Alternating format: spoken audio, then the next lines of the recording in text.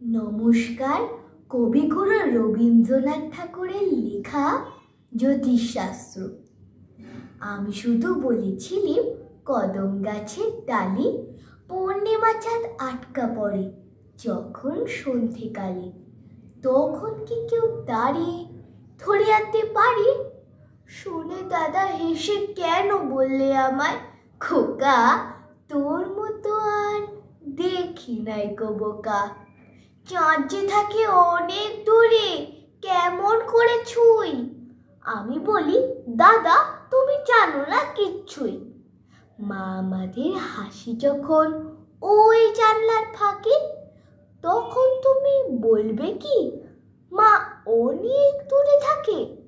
তবুও দাদা বলে আমায়, খোকা তোর মতো আর দেখি নাই গো বোকা। দাদা বলে, পাবি কোথায় অত বড় ফাঁদ? আমি বলি, কেন দাদা, ওই তো ছোট চাঁদ, দুটি মুঠোয় ওরে আনতে পারি ধরে।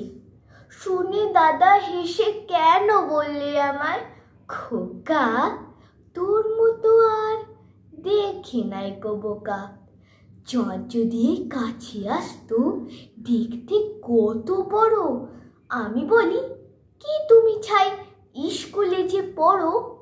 মা আমাদের চুমো খেতে মাথা করে নিচু, তখন কি মায়ের মুখটি দেখায় মস্ত বড় কিছু?